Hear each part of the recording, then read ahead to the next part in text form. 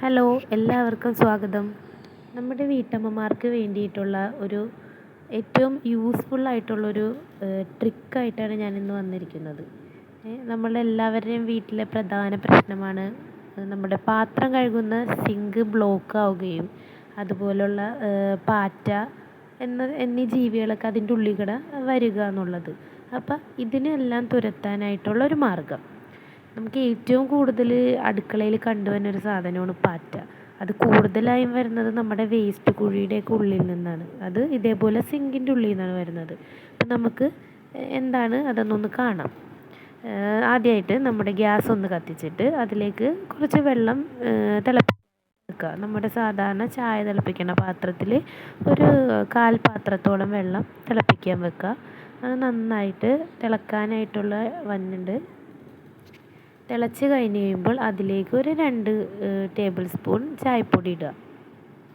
നന്നായിട്ട് കടുപ്പം ഇളകണം. നല്ല കട്ട കയ്പ്പ് പരുവത്തിൽ നമുക്ക് ചായ കിട്ടണം. അതുവരെ നന്നായിട്ടൊന്ന് തിളച്ചോട്ടെ. ചായപ്പൊടി കിടന്ന് നന്നായിട്ട് തിളച്ചോട്ടെ. ചായപ്പൊടി തിളച്ച് കഴിയുമ്പോൾ നമുക്കത് സ്റ്റൗ ഓഫ് ചെയ്ത് ഒരു 5 മിനിറ്റ് അവിടെ വയ്ക്കാം.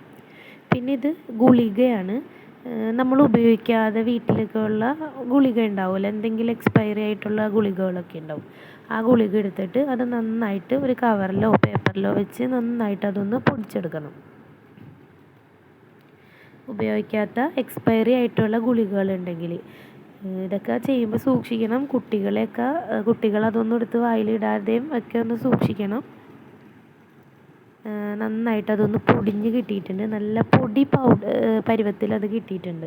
ഇനി അത് നമുക്ക് നമ്മൾ ഉണ്ടാക്കി വെച്ചിരിക്കുന്ന ചായ ഒരു കപ്പിലേക്ക് മാറ്റുക. ചായപ്പൊടി ഇല്ലാതെ അരിച്ച് കപ്പിലേക്ക് മാറ്റാനായിട്ട് ശ്രദ്ധിക്കണം.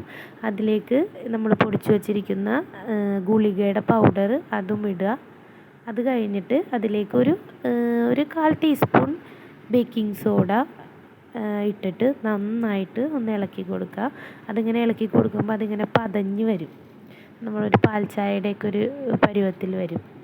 ഇപ്പം ഏകദേശം ആ തിളച്ച ചൂടൊക്കെ ഒന്ന് ആറിയിട്ടുണ്ടാവും, എങ്കിലും നേരിയൊരു ചൂടുണ്ടാവും.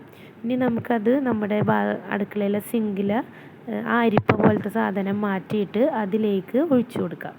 ഇത് ഇങ്ങനെ അതിലേക്ക് ഒഴിച്ച് കൊടുക്കുമ്പോൾ ഇതിൽ സോഡാപ്പൊടിയും ആ ഗുളികയുടെ പൊടിയും ഒക്കെ ഉള്ളത് കൊണ്ട് അതിലിങ്ങനെ അടഞ്ഞിരിക്കുന്ന അഴുക്കുകളൊക്കെ പോവാനായിട്ട് പറ്റും.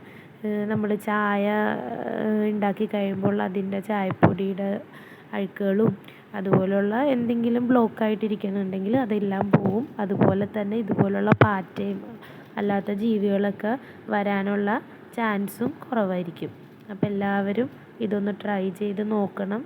വളരെ എളുപ്പമാണ്. രാത്രി നമ്മുടെ ജോലികളെല്ലാം കഴിഞ്ഞിട്ട് ഇതൊഴിച്ച് നമുക്ക് അടുക്കള ക്ലോസ് ചെയ്തിട്ട് പോവാം.